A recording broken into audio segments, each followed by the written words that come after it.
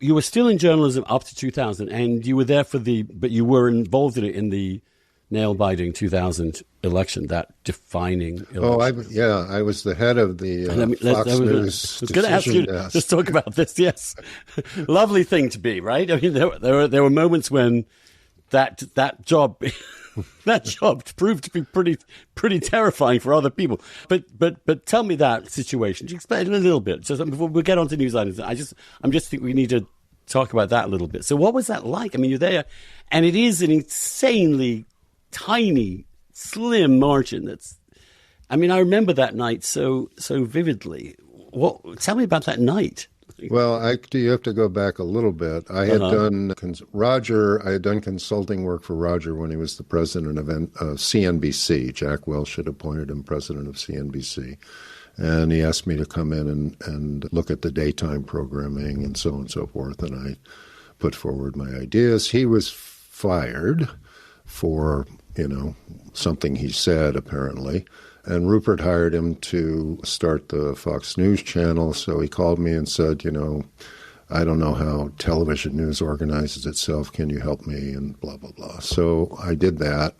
And then they had an election night in 1996. I think the channel launched in 1995. And they had this disastrous election night in 1996. Well, everything went wrong that could go wrong.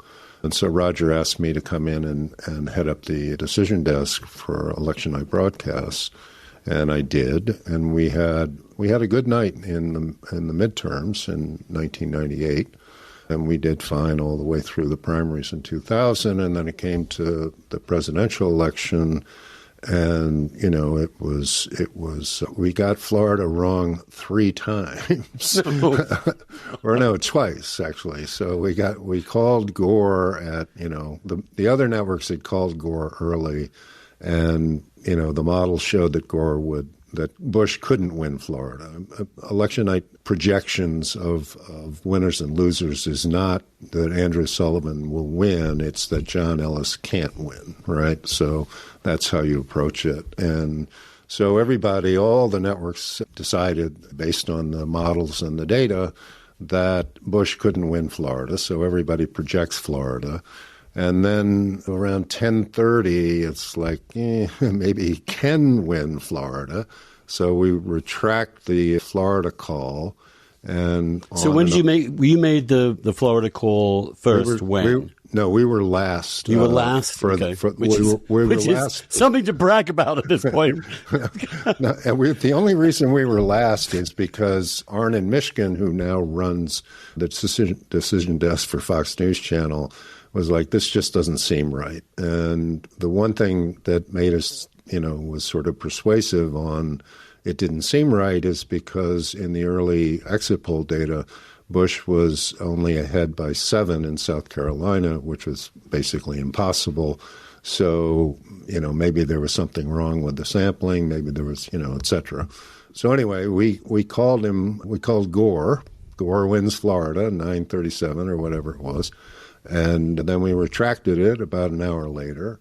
And then it just got closer and closer and closer. And around 2 o'clock, Bush had built up enough of a lead that we had a choice, which was, hey, there'll be a recount, so, we should just lay off. Or, there won't be a recount because Bush has enough of a pad here that Gore will concede. And so it was razor thin, but most of the vote was in. I think it was Volusia County was, what we were looking at the most closely. And, it was a call. I mean, the model said that Gore couldn't win all of that. And we kept looking at it. I remember John Moody, who was the president of Fox News Channel at that time, kept saying to me, can we make the call? Can we make the call? And we gathered, and I guess, so shortly after 2 o'clock, we decided we could make the call. Gore couldn't win. And then, so we projected, and then Gore conceded. And then the Gore people said, no, wait a minute, we don't have everything. Volusia might not be the way you think it is, et cetera. And then, all hell broke loose. But did Gore concede as such? I know he went, because I remember watching it, he was going to give a concession speech. Right. And then the car stopped. Right. That's right. That's right. I have that wrong. He was on his way to give. He was on his way, but he stopped. Yeah. I remember because we were like, well, when's this bloody speech going to come on? We were all getting pissed off he was so late. Right. So were we.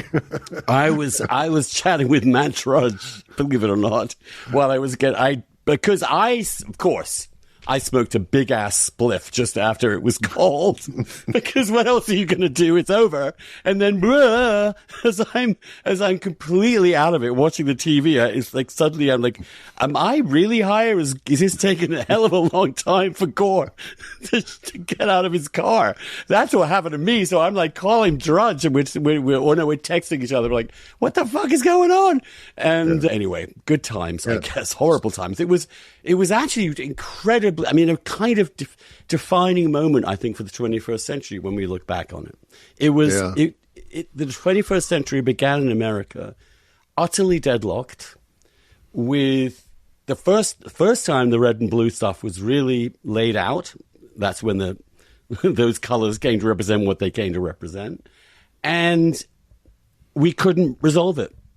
No, I mean, it was for a couple of weeks, 2 or 3 weeks there, the country seemed pretty on the brink. There was some difficult stuff going on. And in retrospect, I think in the history of the 21st century in America, we may want to look less at obviously 9/11 huge, but it should not dwarf the 2000 election as a harbinger of what was to come.